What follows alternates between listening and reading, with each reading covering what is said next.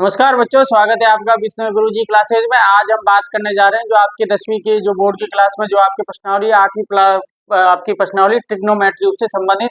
यहाँ पर देखो, ट्रिग्नोमेट्री में सबसे इम्पोर्टेंट जो चीज है वो क्या है। देखो, ट्रिग्नोमेट्री में हमें क्या होता है कि तीन भुजाओं से कोई घिरी हुई आकृति होती है, त्रिभुज हम सभी जानते हैं। और उसके अंदर आपके ट्रिग्नोमेट्री में जो समकोण त्रिभुज है, उसके समकोण त्रिभुज के भुजाओं और कोणों के बीच के संबंध को, आपस में इनका क्या संबंध होता है, उसे दिखाया जाता है, उसी की गणना की जाती है और उसी का हम मालूम करते हैं। सबसे इंपॉर्टेंट चीज हमें ध्यान है सभी को, हमने ये लगभग अपन 6th जो मैथ की क्लास है वहां से पढ़ते हुए जा रहे हैं कि हमेशा कभी भी जब अपन आपका समकोण त्रिभुज होगा तो समकोण त्रिभुज में एक कोण हमेशा 90 डिग्री का होता है। और एक कोण जब 90 डिग्री का होता है तो देखो, हमें ध्यान है तीन भुजाओं से घिरी आकृति के कोणों का योग कितना 180 डिग्री होता है। जब एक 90 हो गया तो दोनों का मिला के योग कितना हो गया, इन दोनों का मिला के 90 डिग्री होगा। और ये दोनों क्या होंगे, न्यून कोण भी होंगे। सबसे इंपॉर्टेंट न्यून कोण, ये आपके ऑब्जेक्टिव एक क्वेश्चन हो सकता है कि अगर बाकी के जो दो कोण है कितने होंगे, तो दोनों न्यून कोण 90 डिग्री से छोटे कोण को न्यून कोण कहते हैं। और एक बात और है कि समकोण त्रिभुज हमेशा 90 डिग्री से सामने वाले की जो भुजा होती है उससे कहते हैं क्या, कर्ण। और ये हमें इन तीनों भुजाओं में से ये कर्ण होता है, बाकी ये आधार है और ये लंब है। इसको लंब भी कह सकते हैं, इसको आधार भी कह सकते हैं और इसको लंब भी कह सकते हैं। इसी प्रकार से और इसी तीन में आपके ट्रिग्नोमेट्री में हम गणना करते हैं किस किस की, साइन थीटा, कॉस थीटा और टेन थीटा। इन सभी से संबंधित हम जो अपने क्वेश्चनों में सभी आपके जो भी सूत्र होते हैं उसी संबंधित अपन करेंगे सॉल्व।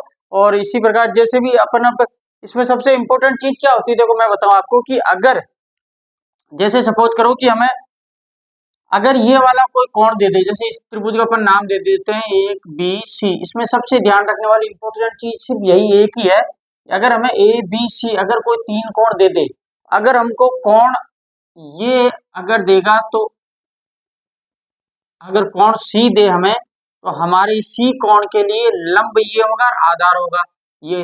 लेकिन अगर हमको अगर कोण ए दे दे, अगर कोण ए दे दे, थीटा दे दे, तो फिर हमें हमारे इस कोण ए के लिए या थीटा के लिए हमारा लंब हो गया ये और आधार ये हो गया। बस ये दोनों चीज का ही हमें कंफ्यूजन रहता है सभी विद्यार्थियों को, ये आपको दूर करना है, इसको समझना है, कॉन्सेप्ट को चित्र है।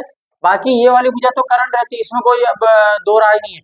लेकिन जो ये वाली जो ये क्या है, स्विंग हो जाती है, यानी कि अगर वो ये वाला कोण देगा तो ये आपके लंब हो गया, ये आधार हो गया। लेकिन अगर ये कोण दे तो ये लंब हो गया और ये आधार हो गया। तो इसी के आपको जो स्कूल में आपने सूत्र वगैरह पढ़े ही होंगे कि जो लाल बट्टा कक्का है,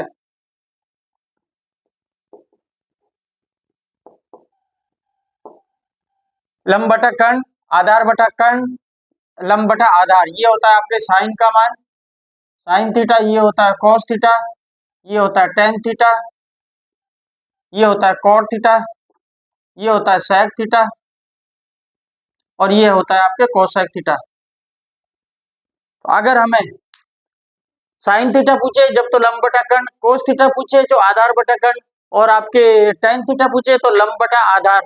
अगर हमें कोट थीटा पूछे तो आधार बटा लंब, हमें अगर सेक थीटा पूछे तो कर्ण बटा लाल बटा कक्का, हाँ ठीक है, कर्ण बटा आधार। अगर हमें कोसेक पूछे तो कोसेक क्या है, कर्ण बटा लंब। तो इसी प्रकार से हम इन्हीं सूत्रों को लेकर चलते हैं। आपकी जो पूरी 8.1 प्रश्नावली है वो सभी इन्हीं सूत्र पर है, इन्हीं सभी के कोण और इनके जो भुजाओं के मापों का आपस में सामंजस्य देखा जाता है किस प्रकार से। तो कल से हम ये प्रश्नावली शुरू करेंगे, आप ज्वाइन कीजिए हमें विष्णु गुरुजी क्लासेज पर।